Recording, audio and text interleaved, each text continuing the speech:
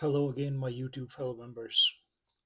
Once again, welcome to my channel where 50% of the profits are going to be donated to the poor and the needy across the globe. I want your help and support in this endeavor. So please subscribe to my channel, like the videos, and if you love the content, share it with your friends and family. So this is the second of the series of how to ace your interview. But once again, I am an IT professional, 23 years and going in the industry, and I've had hundreds of interviews throughout my career, and the knowledge that I've actually amassed throughout that journey, I would like to share that with you. So, uh, as I said in my first YouTube video, regardless of what kind of interview that you're going to, be yourself. That's number one. Always remember, be yourself. Uh, don't stress it. Relax, and go in with the assumption that you're not going to get the job. Once you have that in your mind, the pressure is going to be off. That's one shortcut that I can tell you is if you've already thought that your outcome is not going to be favorable, then you have nothing to lose. So go in with the idea that you're not going to do good in this interview. Relax yourself, and then casually try to talk to the person. If you are anxious, it will show.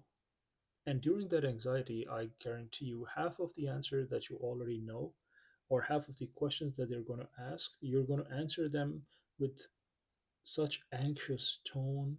You're not going to be yourself.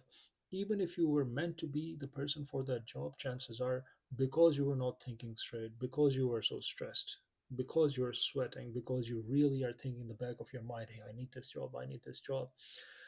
With all of those thoughts going on in your mind, whatever comes out of your mouth is not going to be something that you actually wanted to say.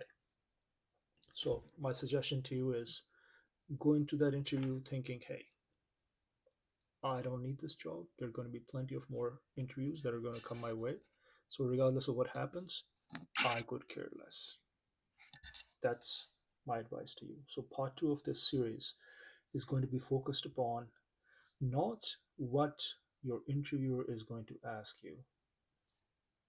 Convert the focus from the interviewer to yourself. Start thinking about yourself. Think about how you can benefit the company or the person that you're interviewing. Forget about what the person is thinking. If there's a 50-50 chance you might get the job, you might not, but take that out of your mind. Do not worry about what the person is thinking. See, the whole concept of the interview is sometimes it's an ego game. The person interviewing you was probably at your level at one time. He or she went through the ranks and now they're at a position where they want to technically evaluate you. They might ask you HR related questions and they could be thinking whatever they might be thinking and they're going to just dump it upon you. I'm telling you from personal experience, a lot of times, you know, a lot of people went into the interviews and they were just in a bad mood, and they wanted to take it out on the poor person who came in for that interview job. It happens all the time. It's not professional, but hey, this is the real world. That's exactly what happens. People might not want to talk about it. They might say, hey, this is not how this company operates. The company is not the board. The company is the people who work in it. And regardless of what HR says, I've personally experienced things that are completely against ethics, against HR. And I'm going to have a couple of more series where I'm going to talk about why the HR system is broken.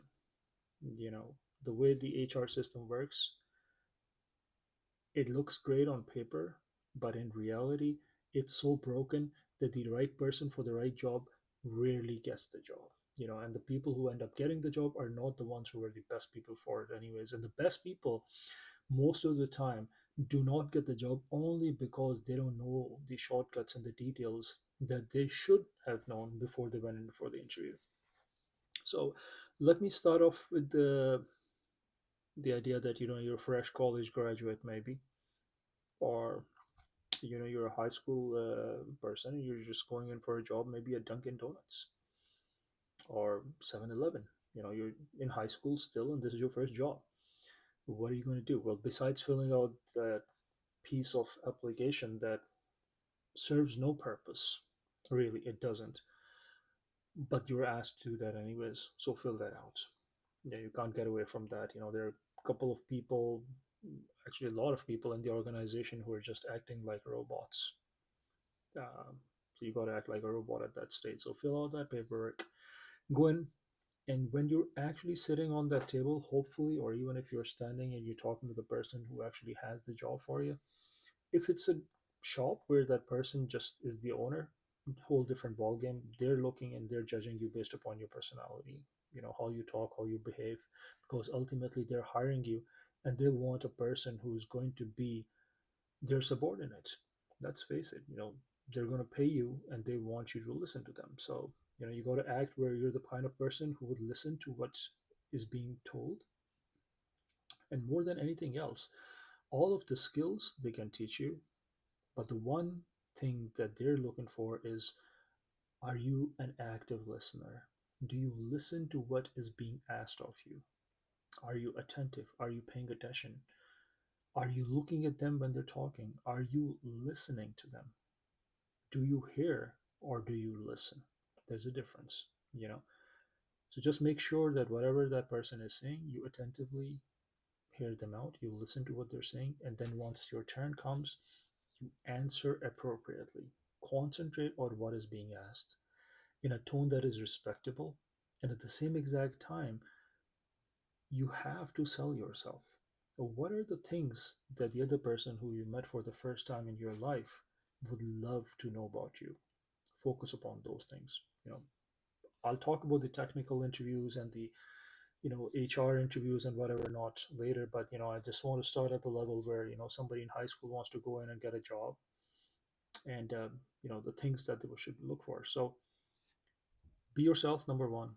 Concentrate on the things that you would love for the person who's interviewing you to find out.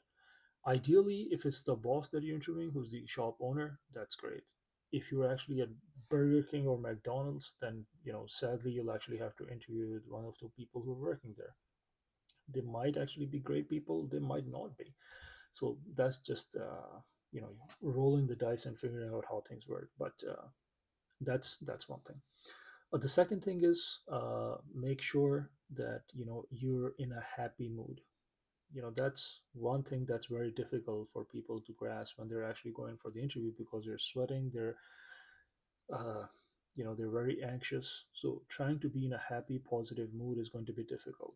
But if you go to enough interviews and if you relax yourself, if you calm yourself and you think about the fact that, hey, you know what, there are going to be other jobs out there, this is not the end of the world. If it works out, that's great. If this doesn't work out, at least what you will get out of this is you'll get to know the people that you're interviewing with. You'll make a good rapport, and hopefully in the future, even if it didn't work out this time, once you go back again, if they're looking for more people, you can go back in, and if you actually left it on a great note, they'll remember you. The key is to smile.